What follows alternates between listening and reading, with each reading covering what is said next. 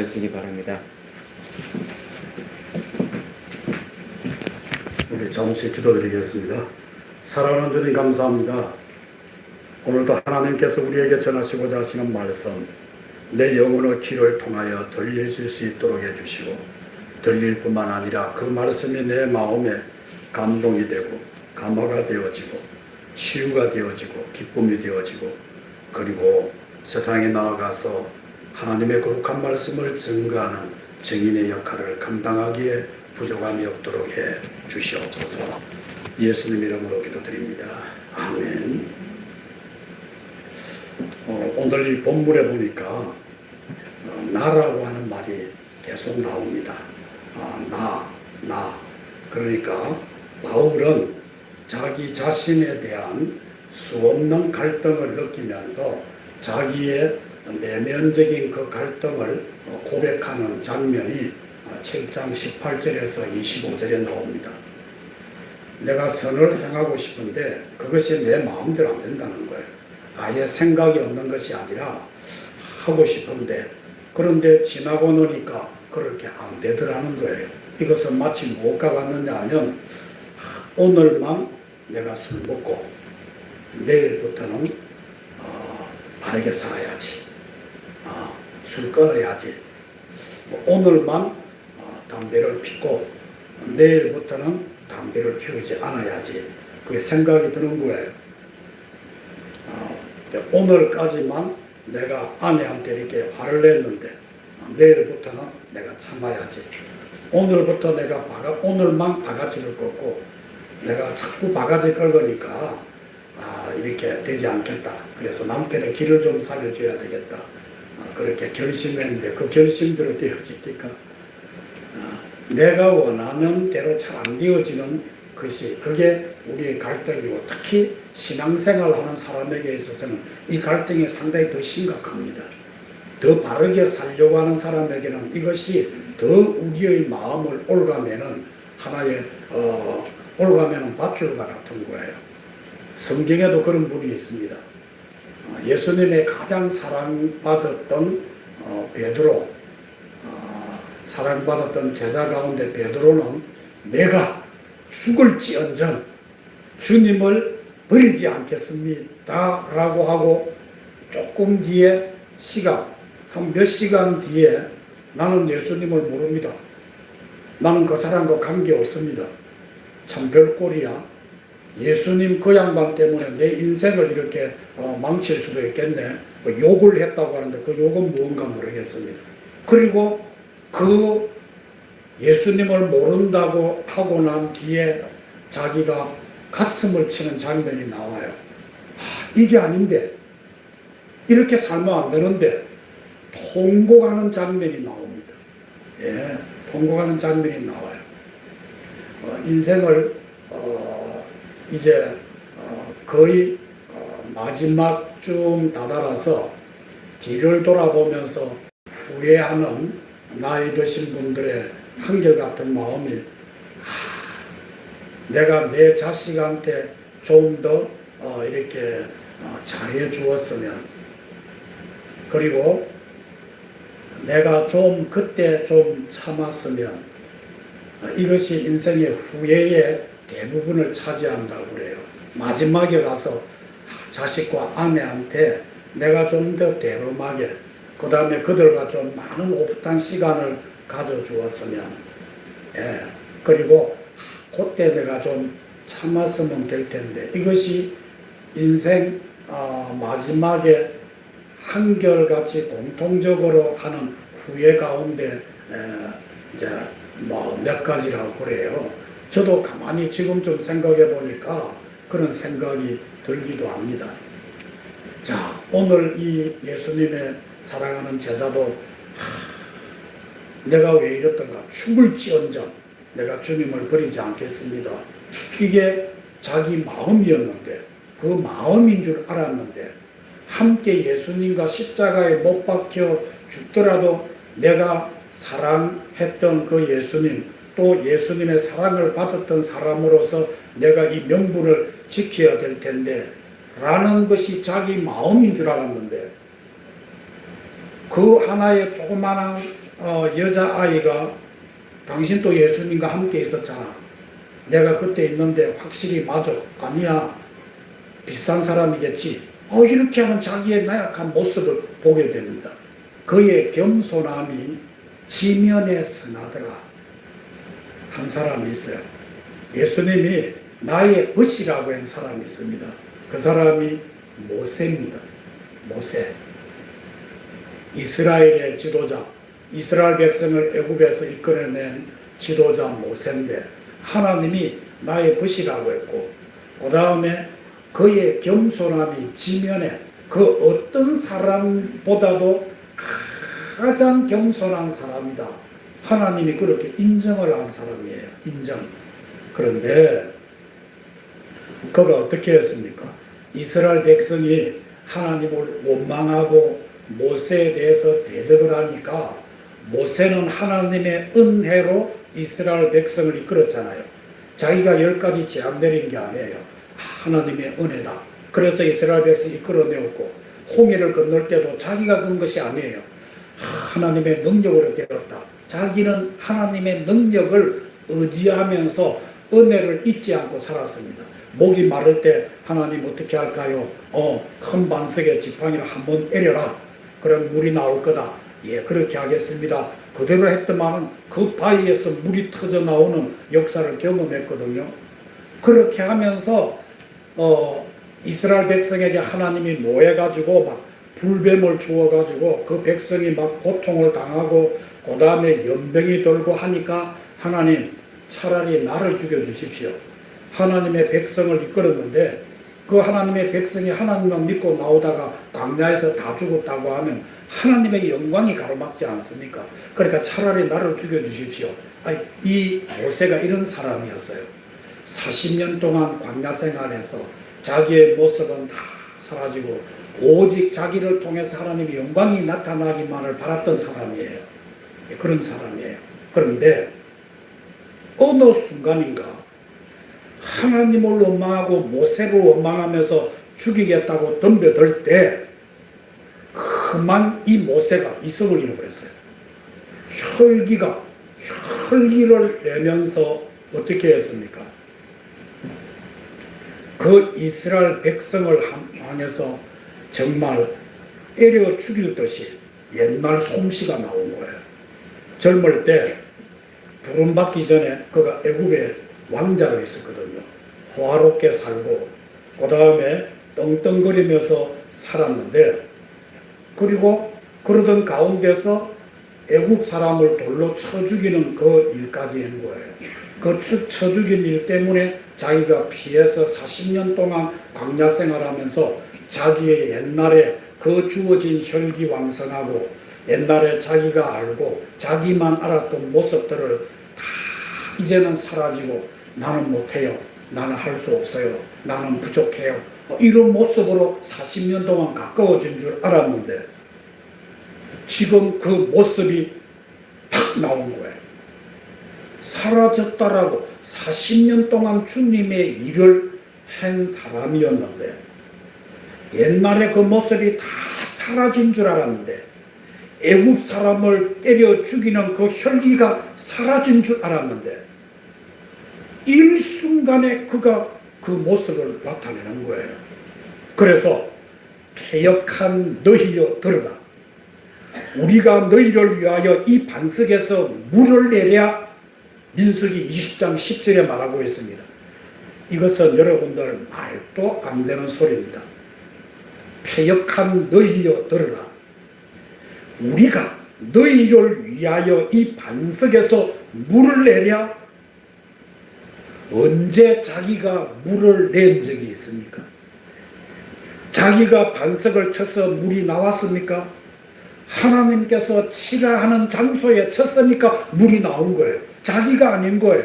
자기는 그대로 순종한 거예요. 그래서 하나님이 물을 낸 거예요. 그런데 여기에서 보니까 자기가 물을 낸 것처럼 이야기하고 있습니다.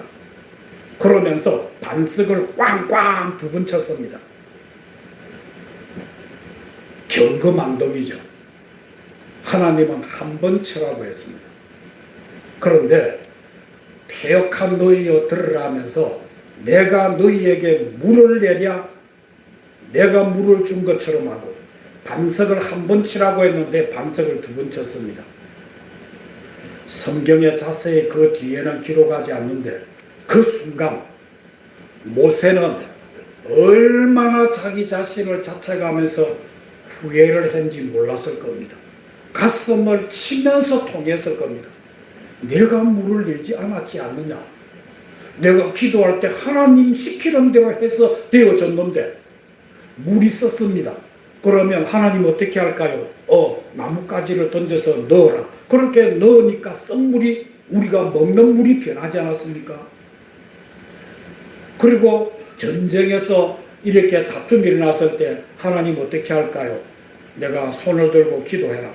기도를 하니까 전쟁이 이겼습니다. 그래서 이긴 것은 내가 손을 들어서 이긴 것이 아니라 내가 기도함으로써 하나님이 대신해서 싸워서 이긴 거예요. 그런데 40년 동안 주님의 일을 하다 보니까 내 자신이 하나님의 은혜로 되어진다는 그 사실을 망각한 거예요. 그 속에 형편없는 못된 것들이 들어있다가 불쑥 나와서 그만 있을 수 없는 큰 실수를 저지르고 말하는 겁니다. 이게 스스로 알고 한 일입니까? 그렇지 않지 않습니까? 베드로도 의도적으로 주님을 모른다고 했을까요? 그렇지 않습니다. 내가 죽을지언정 사실 자기가 살아온 것을 보니까 그는 배반하지 않습니다. 주를 위해서 죽을 준비가 되어 있는 사람처럼 보였습니다. 그런데 어떤 어려움에 딱 들어가니까 나는 예수 모른다. 순간적으로 부인해버렸습니다. 그런 자기 자신의 모습을 보면서 통회하고 자복하고 오늘 모세도 40년 동안 주님의 일을 하다 보니까 이제는 자기 옛날의 모습이 없는 줄 알았는데 오늘 그 모습이 옛날 애굽에서 애굽 사람을 돌로 쳐 때려 죽이던 그 혈기방장한 것이 나오더라는 거예요.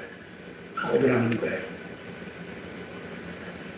이것은 단순히 베드로와 모세의 일이겠습니까? 우리 자신은 어떻습니까? 비일비재합니다. 그야말로 바울도 처음에 예수 믿는 사람을 그야말로 체포하기 위해서 최선을 다하고 심지어는 스데반을 돌로 쳐 죽이는 일에 앞장을 섰던 이 바울이 하나님의 깊은 은혜를 깨닫고 깨달았는데 이제는 자기 마음속에 오직 하나님의 영광만 있는 줄 알았는데 지금 오늘 이 7장에 보니까 오호라 나요. 오호라 나는 너무 공고하다. 한편으로는 주님의 뜻을 따르고 싶은 그 열정이 뜨거운데 나도 모르는 사이에 어떻게 해요? 그것이 또 행동으로 옮겨지지 않더라는 거예요. 옮겨지지 않더라는 거예요. 오늘 자기 자신의 모습 여러분들 한번 살펴보십시오. 바울이 자기 자신을 어떻게 이해하고 있는가? 먼저 알지 못하는 자기 자신을 발견한 거예요. 알지 못하는 것. 15절에 보니까 나의 행하는 것을 내가 알지 못하노니 나의 행하는 것을 알지 못한다. 자, 아주 행동이 제한되어 있고 뿐만 아니라 의식도 판단 의식도 이미 죄에 팔려버린 거예요.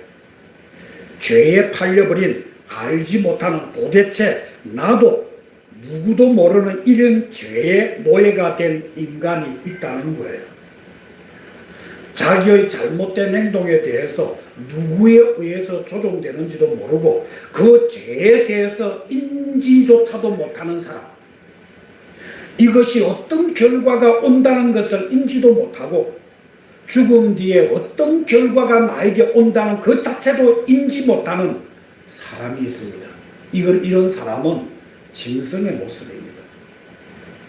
예, 짐승이 어떤 자기의 행동에 대해서 여러분들 회개하는 장면이 있었습니까? 저는요 옛날에 반려견을 키운 적이 있어요. 큰 반려견을 키운 것이 아니라 조그마한 반려견을 키웠는데 요 개는 보니까 자기 잘못을 어느 정도 좀 알지 않나 싶은 생각이 들 때가 있어요. 내가 딱 가면 이상하게 이렇게 하면서 이렇게 외면을 하면 여기 어디 똥을 샀거나 여기 어디 오줌을 샀는가 싶어가지고 돌아보면 확실히 맞아요. 그래가지고 온낙하면 기분 좋아가 이래. 그게 어떤 면에서는 자기 잘못을 아는가 이런 생각도 들지만 그게 본능이에요. 내가 똥을 싸면 주인이 싫어하곤 하지만 도덕적으로 자기의 잘못된 것을 느끼고 인지하는 그런 것은 아니에요. 이게 본능이에요. 그런데 사람은 어떻습니까? 자기의 잘못을 인지 못하는 사람이 있다는 거. 오늘 보십시오. 나는 누구인가에 대해서 모른다는 거예요. 자기 자신에 대해서 알지 못한다. 나의 행하는 것을 내가 알지 못하노니 이거는 죄의 노예가 된 거예요. 죄의 노예가 되면 이게 죄인지 죄가 아닌지 구분 자체를 못한다는 것이죠. 그리고 두 번째로 보니까 18절을 보면 원함은 내게 있으나 이렇게 되어 있습니다. 원함은 내게 있으나 가끔씩 한 가닥 정신을 차릴 때가 있어요. 아이고 이거 잘못됐구나. 이게 아닌데 그런 경우가 있어요 없어요? 아예 그렇지 못하는 사람도 있고 죄인지도 알지도 못하는 사람도 있는 반면에 아이고 이거 잘못됐구나 이거 아닌데 여러분들 의식 없는 내가 있는가 하면 의식 있는 내가 있어요. 가끔 이건 잘못됐구나 이렇게 하면 안 되는데 지금은 돌아갔습니다만 저희 교회에서 그야말로 술을 먹고 그 위에 유리를 아직까지 놓지 않았는데 그 사람이 막 술을 먹고 교회에서 설교 시간 남동을 피우고 자기가 해가지고 유리가 깨어지고 한 그 친구가 있어요. 근데 어느 날 그분은 주님 부름을 받고 갔어요. 근데 그렇게 하고 난 뒤에 교회 올 때 내가 앞에 있으니까 이 엘리베이터 문이 착 열리니까 나를 또 보더만은 나를 손을 딱 잡더만은 울더라고요. 목사님 내 마음대로 안 돼요. 그분이 알코올 중독자인데 나를 보더만은 목사님 내 마음대로 안 돼요. 지난번에 내가 유리를 깨었을 때 제가 몇 번 이야기했어요. 유리를 깨었을 때 다른 사람 같으면 경찰 불러라 하고 난리를 저릴 텐데 목사님 오셔가지고 손 안 다쳤느냐고 제가 그런 이야기를 했어요. 손 안 다쳤느냐. 그러니까 제가 이렇게 각 교회마다 가면서 난동을 부렸는데 상전마다 난동을 부렸는데 손 안 다쳤다고 목사님 보았습니다. 내가 너무너무 마음이 아픕니다. 목사님 내 마음대로 안 돼요. 흐느껴 웁디다. 그리고 2주 뒤에 그분이 돌아가셨다고 그래요. 여러분들 그게 마음이에요. 어떤 때는 가끔씩 내 정신이 딱 들면서 이러면 안 되는데 그게 내 마음대로 돼요. 내가 바라보는 게 본래는 이게 아닌데 이래서는 안 되는데 소음뿐이지 실제로는 어떻습니까? 내가 안 된다. 원하는 내가 있는데 그게 안 된다는 거예요. 이래야지 하면서도 안 된다는 거예요. 그리고 세 번째로 보니까 원함은 있으면서도 행함이 없는 내 자신이 있습니다. 이게 체질이 되어진 거예요. 원함은 있는데 행함이 없어요. 이게 참 무서운 병입니다. 원하면 행해야 될 것 아니겠습니까? 이래야 되겠다 하면 행해야 됩니다. 그런데 원하는 것은 원하는 대로 그냥 내버려 둬요. 그리고 가끔 재밌는 변명을 해요. 무슨 일을 하다가 잘못되면 인간인고로 마음에는 원이로되 육신이 약하구나 그런 말 하죠. 그래서 충성 좀 합시다. 마음은 온유로되 육신이 약하다. 여러분들 이 말에 있어서는 이 말이 어디에서 나온 줄 압니까? 예수님께서 제자들을 데리고 겟세마네 동산에 기도하러 갔어요. 지금 몇 시간 뒤면 십자가에 못을 박혀요. 그런데 간절하게 기도하면서 예수님이 땀방울이 핏방울이 되도록 그렇게 기도하고 오니까 제자들은 잠을 잤어요. 그럴 때 예수님이 하신 말씀이 있습니다. 마음은 온유로되 육신이 약하도다. 이것은 예수님이 불쌍히 여겨서 하는 말이지, 내가 마음은 온유로되 육신이 약하도다 라고 할 말은 아니라는 거예요. 그래서 말이라고 하는 것은 할 사람이 따로 있고 들을 사람이 따로 있는 거예요.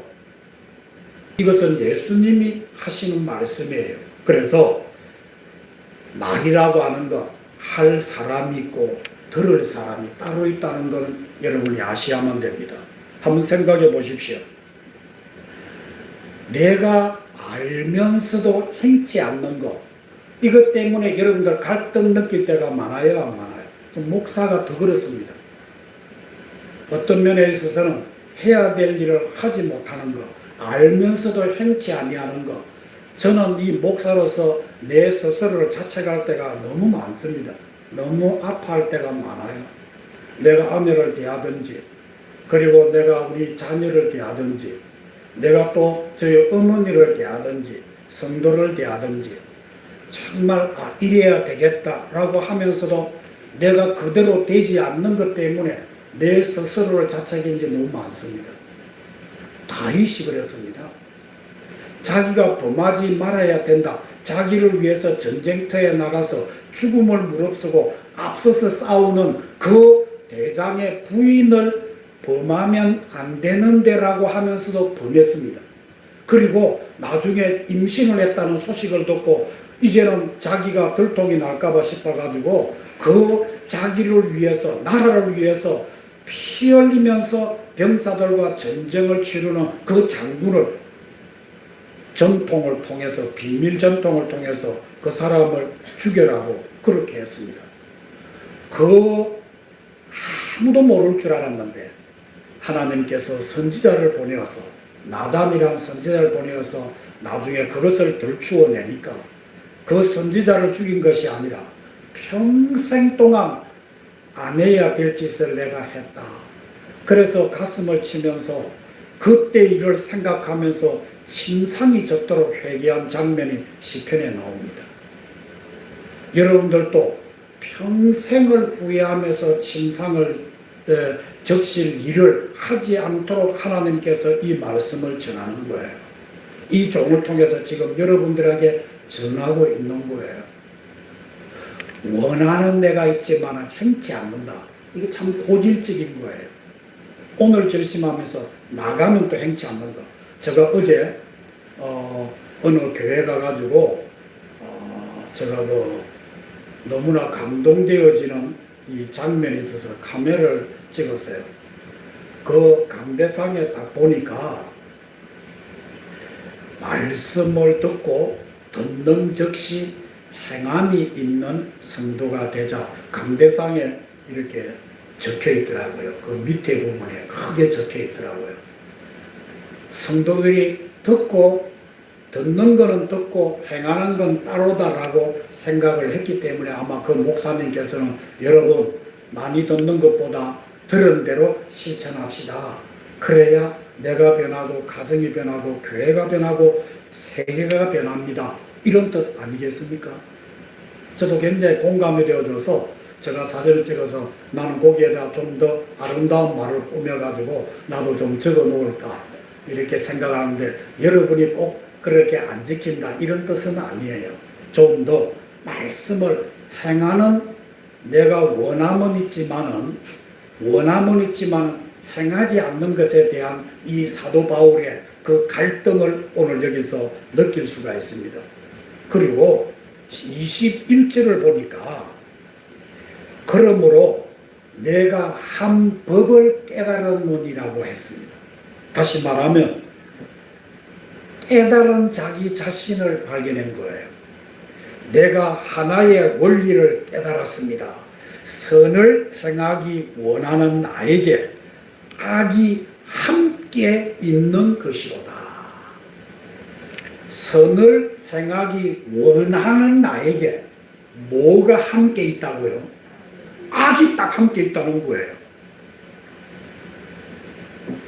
그리고 내 마음의 법과 싸워 내 지체 속에 있는 죄의 법 아래로 나를 사로잡아 오는 것을 보는도다. 23절에 싸웠어요. 선과 악이 뭐 한다는 거예요? 내 내면에서 뭐 한다는 거예요? 싸우는 거예요. 그런데 내가 이겼어요? 졌어요? 내가 졌어요. 그만 노예로 끌려가고 있어요. 그래서 원치 않는 일을 하면서 질질 끌려가고 있는 거예요. 그렇게 후회하고 항상 그러면 안 된다 하면서 계속 끌려가는 자기 모습, 싸워서 져서 쇠사슬에 묶인 노예처럼 끌려가는 자기 모습을 사도 바울은 깨달았다는 거예요. 이게 내 모습입니다. 이것이 나다. 죄의 법과 싸워서 내가 져가지고 그렇게 해서 줄줄 끌려가는구나. 이것을 내가 깨달았다는 거예요.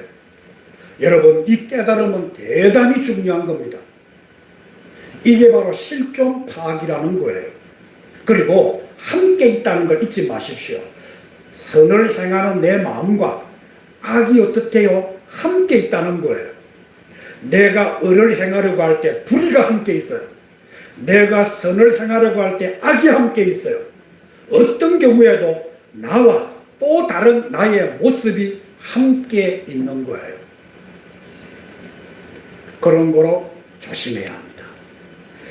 예수님께서 40일 금식 기도를 하시고 어떤 의미에서는 경건의 절정에서 누구를 만납니까? 하나님을 만납니까? 40일 금식을 하고 난 뒤에 그 절정에서 누구를 만나요? 마귀를 만나요. 저도 예전에 말했으니 40일 금식 기도하고 절정에서 누구를 만났냐? 마귀를 만났어요. 거기에 마귀가 있었습니다. 겟세마네 동산에서 마귀가 있었습니다.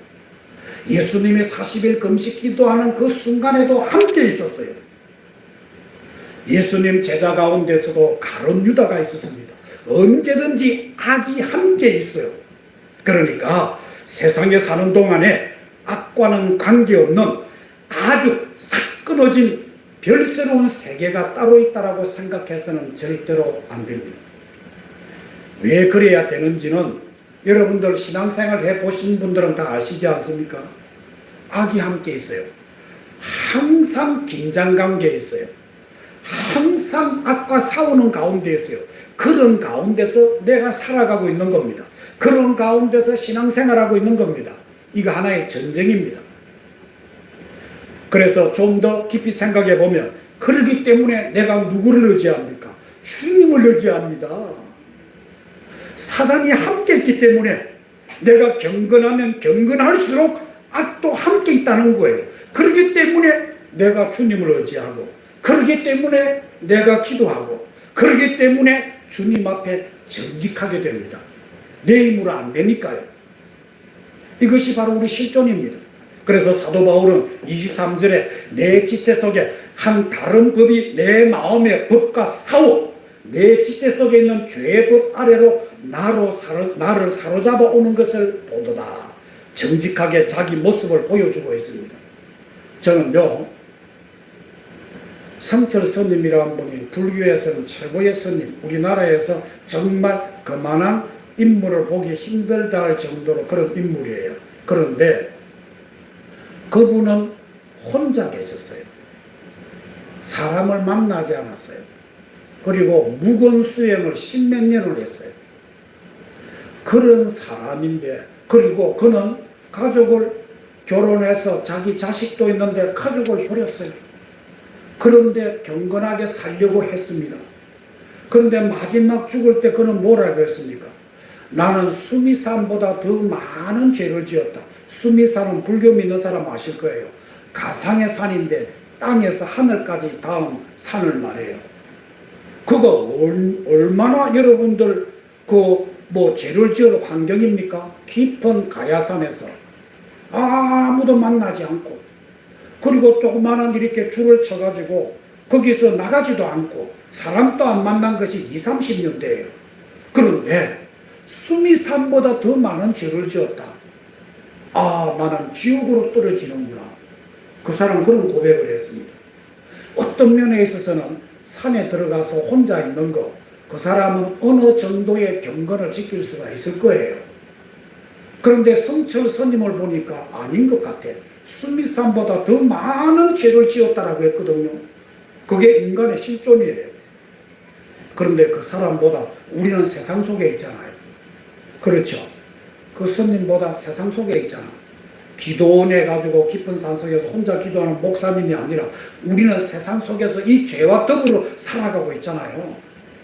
경건을 지키기가 너무 힘들어요. 날마다 싸워요. 보는 것과 싸워요. 듣는 것과 싸워요. 내 마음속에 갈등이 있는, 그래서 깨달은 거예요. 날마다 깨달습니다. 아예 모르는, 원하는 바 행함이 없는 나 자신이 아니라 내가 원함이 없는, 내가 원하지만 행치 않는 그것은 악이 함께 있는구나. 내가 아무리 경건하다 할지라도 악이 나와 함께 있는구나. 그것을 깨닫는 거예요. 이것은 싸워야 된다는 거예요. 내가 부족해서 나는 싸워서 이길 수가 없어. 죄에 끌려갈 수밖에 없어. 그러니까 주님 도와주세요. 주님 도와주세요. 사도 바울은요, 그래서 자기 자신을 똑바로 보는 자기가 필요한 거예요. 똑바로 보는 거. 그래서 24절에 오호라 나는 공고한 사람이로다. 이 사망의 몸에서 누가 나를 건져내랴. 자기 자신을 보면서 이제 내 자신이 어떻게 해야 되느냐. 원하는 바 선은 행치 않고 왜 이러느냐. 그 방법이 뭐냐. 자기의 주어진 공고함을 이야기하는데, 타라이폴리스, 에고 안트로포스, 이거 헬라어인데 이것이 뭐냐. 자기 자신을 살펴보니까 공고하다. 타라이폴리스. 이거는 한탄이에요. 에고, 나는 안트로포스, 사람. 이 나는 너무너무 공고하다. 불쌍한 사람이다. 비참하고 처참하다. 그 처참한 모습을 직시할 수 있는 지각이 필요한 거예요. 이게 중요합니다. 자기 자신을 어떤 모습으로 이만하면 됐지. 저는 저희 집사람이에요. 남자는 자기 자신을 어떻게 보느냐, 거울을 보면서. 그러니까 거의 남자 보니까 80-90%가 이만하면 됐네. 남자들은 그런 생각을 한대요. 여자들은 엄마야 눈을 좀 찝을까, 엄마야 코를 좀 세울까 하는데, 남자는 이만하면 어때? 예. 그래서 남자들이 이렇게 어느 텔레비전 토크쇼를 하는데 남자들 4-5명 앉혀놓고 자기가 제일 잘생긴 사람은 누구라 생각하는데 이러니까 전부 다 이만하면 내가 됐지, 이렇게 전부 다 자기가 다 잘생겼다 해요. 남자들은. 예. 나는 좀 그렇지 않는 것 같아요. 나는 코만 좀 잘 세우면 멋있는 사람일 텐데 코가 좀 안 좋아요. 여러분은 좀 어때요? 예. 내 자신을 볼 때 정말 나는 부족하다. 여러분들 대단하다고 생각하지 마십시오. 그러면 넘어집니다. 일어섰다 하면 넘어져요. 비참한 자기 모습을 사도 바울처럼 바라볼 수 있어야 돼요. 그래야 거기에 정직함이 있고 진실이 있고 겸손이 있는 겁니다. 나는 공고한 사람이로다. 이 말씀은 인간 실존의 모습입니다. 가장 정직하고 가장 똑똑한 자기 표현 아니겠습니까? 또 이거 자기관입니다. 나는 나를 이렇게 보고 있다는 겁니다. 그렇게 보는 이 시각을 잊어서는 안 돼요. 남이야 뭐라고 하든 내 비참한 모습은 내가 압니다. 항상 이것을 알고 있어야 됩니다. 그리고 마지막에 이렇게 말합니다. 우리 주 예수 그리스도로 말미암아 하나님께 감사리로다. 그리스도 안에 있는 나를 발견합니다.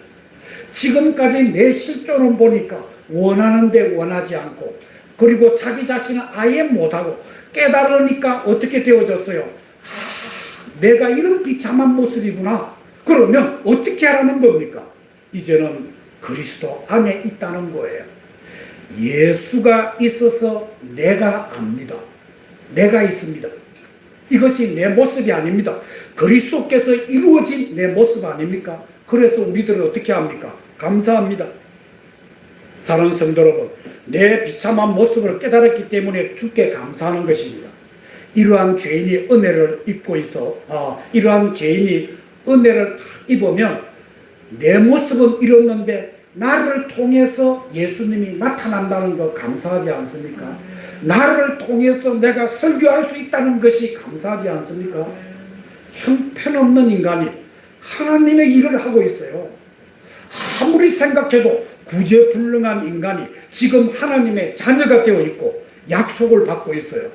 이렇게 자기의 모습을 진실하게 인정할 때에 감사하리로다, 찬양하리로다 고백이 나오게 되는 것입니다.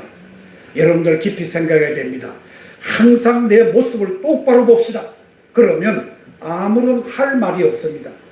교만할 근거가 없습니다. 자랑할 아무것도 없습니다. 그런 거로 이 인간 실존에 대한 바른 고민을 오늘 저와 여러분 해보아야 됩니다. 깊이 고민해 보십시오. 그러면 그 속에서 우리는 주님을 발견하게 되어지고 감사하리로다, 찬송을 하게 되어질 줄 압니다. 사도 바울은 자기의 인간 실존을 그대로 인정하고 있습니다. 그런즉 내 자신이 마음으로는 하나님의 법을, 육신으로는 죄의 법을 섬기노라. 이대로가 내 모습이라고 고백하는 겁니다. 오늘 나 자신은 이렇지만은 나를 통해서 주님의 이름이 영광이 되어지고 나를 통해서 예수님이 나타나는 것, 주님의 일을 한다는 것, 이게 감사한 거예요. 여러분들, 내가 비참함을 깨달았다고 하면 주님 도와주세요. 주님 도와주세요. 기도하십시오. 그렇게 할수록 주님을 의지하십시오. 그러면 주님이 여러분을 이끌어가게 되어질 줄 믿습니다. 항상 자기를 치면서 자기를 복종한다고 사도 바울은 말했는데 저와 여러분의 삶이 이겁니다. 오호라 나여 공고한 자로다. 어떻게 하면 됩니까? 그러니까 주님이 하시는 말씀이 너는 하나님의 자녀이니라. 내가 너의 모든 죄에 대해서 그리고 모든 너의 미래에 대해서 내가 책임을 져주고 있다. 그렇게 은혜를 깨달으니까 하나님 감사합니다. 내가 이런 부족한데도 하나님의 자녀라니요, 내가 더 충성하겠습니다. 이런 고백이 여러분의 삶에 나타나기를 주의 이름으로 축원합니다. 기도하겠습니다. 하나님 감사합니다. 오늘 우리는 정말 볼 모양 없는 형편없는 존재지만 그리스도로 말미암아 하나님의 자녀가 되어졌고 빛의 자녀가 되어졌고, 그리고 내 사후에는 영원한 삶, 부활 후에는 영생을 약속하신 그 하나님의 은혜를 생각하니 감사하기 그저 그 말을 표현할 수가 없습니다. 사랑하는 주여, 약하기 때문에 주님을 의지하고 약하기 때문에 주님의 도움을 우려합니다. 도와주시옵소서. 한 사람이라도 낙오되지 않도록 주님의 나라 갈 때까지 성령님께서 보호하시고 지켜 주옵소서. 예수님 이름으로 기도드립니다. 아멘.